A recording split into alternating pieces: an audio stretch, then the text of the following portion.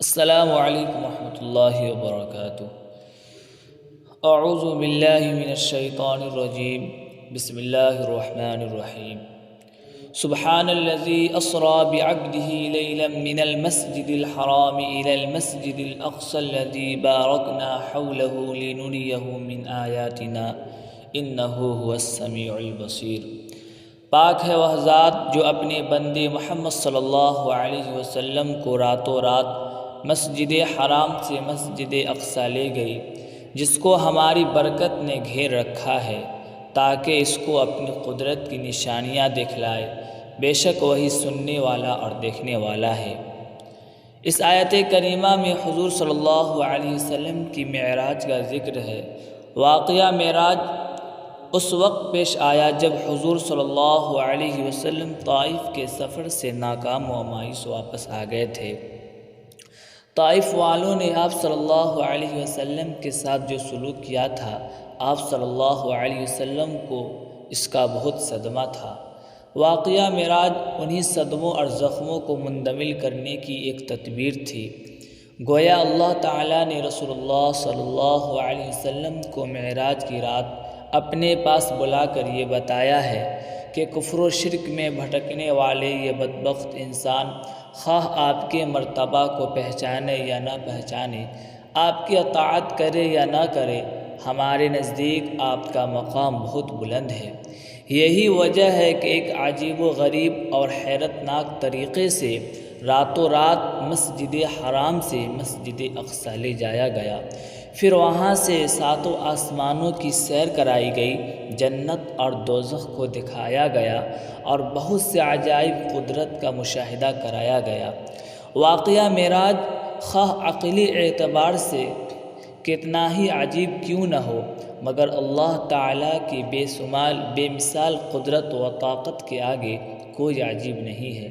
جب دنیا بھر کے تیز رفتار ہوائی جہاز اور راکٹ انسان نے ایجاد کر رکھے ہیں، تو انسانوں کے خالق کے لیے کون سی تعجب کی بات ہے کہ وہ اپنے بندے محمد صلی اللہ علیہ وسلم کو ایک شب میں اتنی لمبی مسافت طے کرا دے۔ زمین یا سورج 24 گھنٹے میں کتنی مسافت طے کر لیتے ہیں۔ روشنی کی شعاع 1 منٹ میں کہاں سے کہاں پہنچتی ہے۔ بادل کی بجلی مشرق میں چمکتی ہے اور مغرب میں گرتی ہے۔ جس خدا نے یہ چیزیں پیدا کی ہے، وہ قادر مطلق اپنے حبیب صلی اللہ علیہ وسلم کے براق کو برق رفتار کیوں نہیں بنا سکتا اور راتوں رات ملکوت السماوات والارض کی سیر کرا کر واپس کیوں نہیں لا سکتا۔ تقریباً 30 صحابہ کرام نے واقعہ معراج کی روایت بیان کی ہے۔ روایات کا خلاصہ یہ ہے کہ معراج کی رات حضور صلی اللہ علیہ وسلم ام ہانی کے گھر تھے۔ وہیں حضرت جبرائیل علیہ السلام تشریف لائے اور حضور صلی اللہ علیہ وسلم کو لے کر مقام حطیم گئے۔ وہاں انہوں نے حضور صلی اللہ علیہ وسلم کے سینہ مبارک کو چاک کیا، پھر قلب مبارک کو زمزم سے دھویا اور ایک سونے کا طشت لائے جو ایمان و حکمت میں بھرا ہوا تھا، سب سینہ مبارک میں ڈال دیا۔ پھر براق حاضر کیا جو ایک سفید رنگ کا جانور تھا، طول عرض میں گدھے سے بڑا اور کھچر سے چھوٹا تھا۔ اس کی رفتار کا یہ عالم تھا کہ منتہائی نگاہ اس کا ایک قدم پڑتا تھا۔ حضور صلی اللہ علیہ وسلم اس پر سوار ہو کر مسجد اقصی تشریف لائے۔ یہاں تمام انبیاء کرام منتظر موجود تھے۔ چنانچہ حضور اقدس صلی اللہ علیہ وسلم کی اقتداء میں سارے انبیاء کرام نے 2 رکعت نماز ادا کی۔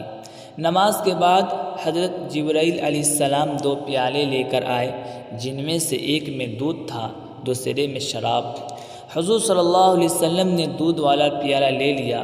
یہ دیکھ کر حضرت جبرائیل نے فرمایا، اخترت الفطرت، اے محمد صلی اللہ علیہ وسلم، آپ نے فطرت سلیمہ اختیار کیا۔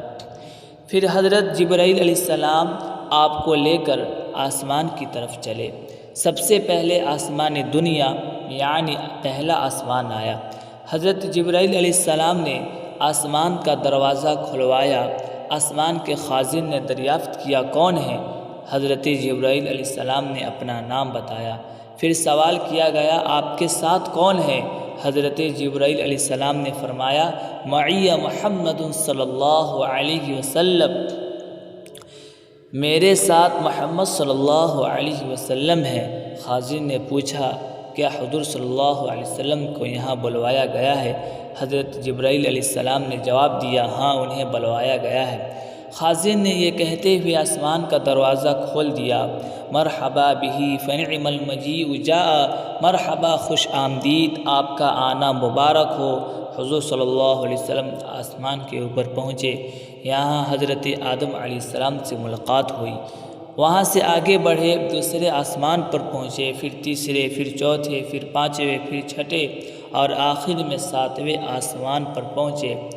ہر آسمان پر اسی طرح کے سوالات و جوابات ہوتے رہے جو پہلے آسمان پر ہوئے تھے، اور ہر آسمان پر کسی نہ کسی نبی سے ملاقات ہوتی رہی۔ حضرت موسیٰ، حضرت عیسیٰ، حضرت ابراہیم علیہ السلام، حضرت یحییٰ علیہ السلام، حضرت ادریس علیہ السلام، حضرت ہارون علیہ السلام، غرض کے بہت سے انبیاء کرام علیہ السلام سے ملاقاتیں ہوئی۔ سب نے حضور صلی اللہ علیہ وسلم کو خوش آمدید کہا اور آنے پر مبارکباد پیش کیا۔ ساتویں آسمان کے بعد مقام سدرۃ المنتہا آیا، یہاں ایک بیر کا درخت ہے، اس کے پھل مٹکے کے برابر تھے اور پتے ہاتھی کے کان کے برابر۔ یہیں سے حضور صلی اللہ علیہ وسلم نے بیت معمور بھی دیکھا۔ بیت معمور وہ مقدس مقام ہے جس میں روزانہ 70,000 فرشتے عبادت کے لیے داخل ہوتے ہیں، اور جو فرشتہ ایک مرتبہ بیت معمور میں داخل ہو گیا اسے دوبارہ داخل ہونے کا قیامت تک موقع نہیں ملتا۔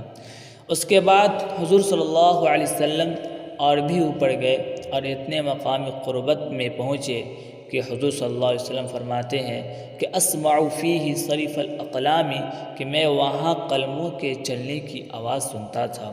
حضور صلی اللہ علیہ وسلم نے معراج میں جنت و دوزخ کو بھی دیکھا اور بے شمار عجائب خداوندی کا مشاہدہ کیا۔ مسلم شریف کی روایت ہے کہ اللہ تبارک و تعالی نے حضور صلی اللہ علیہ وسلم کو معراج میں بلا کر 3 تحفے عطا فرمائے۔ نمبر 1، 5 وقت کی نمازیں، سورہ بقرہ کا آخری رکوع، شرک کے علاوہ ہر گناہ کی بخشش کا وعدہ۔ یہ نماز جو ہم اور آپ دن اور رات میں صرف 5 مرتبہ پڑھتے ہیں، کیا آپ کو معلوم ہے کہ معراج کی رات سب سے پہلے کتنے وقت کی نمازیں فرض ہوئی تھی؟ میرے دوستو، 50 وقت کی نمازیں فرض ہوئی تھی، اور حضور صلی اللہ علیہ وسلم یہ تحفہ لے کر واپس آ رہے تھے۔ جب آپ کا گزر حضرت موسیٰ علیہ السلام پر ہوا تو حضرت موسیٰ علیہ السلام نے دریافت فرمایا بما امرت، آپ کو کس چیز کا حکم دیا گیا ہے؟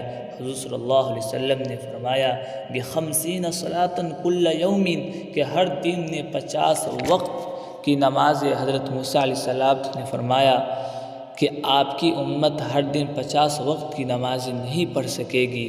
خدا کی قسم، میں آپ سے پہلے لوگوں کا تجربہ کر چکا ہوں اور بنی اسرائیل کو اچھی طرح آزما چکا ہوں۔ آپ باری تعالیٰ کے پاس دوبارہ تشریف لے جائیں اور اپنی امت کے لیے تخفیف کی درخواست کیجیے۔ چنانچہ حضرت موسیٰ علیہ السلام کے کہنے پر حضور واپس گئے اور باری تعالیٰ سے تخفیف کی درخواست کی۔ چنانچہ 10 نمازیں کم ہوئی اور 40 باقی رہ گئی، لیکن حضرت موسیٰ علیہ السلام نے حضور صلی اللہ علیہ وسلم کو پھر واپس بھیجا۔ یہی کئی بار ہوا، نمازوں میں تخفیف ہوتی رہی، یہاں تک کہ 5 وقت کی نمازیں رہ گئی۔ حضرت موسیٰ علیہ السلام نے پھر واپس بھیجنا چاہا، مگر حضور صلی اللہ علیہ وسلم نے فرمایا سألت ربی حتی استحیت ولکنی ارضی واسلم، کہ میں نے اللہ تعالیٰ سے بار بار تخفیف کا سوال کیا، اب مجھے سوال کرتے ہوئے شرم آتی ہے، میں اسی پر راضی ہوں اور اسی حکم کے آگے سر جھکاتا ہوں۔ بہرحال اس طرح 50 وقت کی نمازیں کم ہوتے ہوتے 5 وقت کی نماز ہو گئی، مگر امت محمدیہ پر اللہ تعالیٰ کا بے مثال پایا لطف و کرم دیکھیے کہ نمازیں 5 وقت ہی ہو گئی، مگر ان 5 وقت کی نمازوں پر ثواب 50 وقت کی نمازوں کا ملے گا۔ بخاری و مسلم کی روایت ہے کہ ہی خمس و ہی خمسون، یہ ادائیگی میں 5 وقت کی نمازیں ہیں مگر ثواب میں 50 وقت کی ہے۔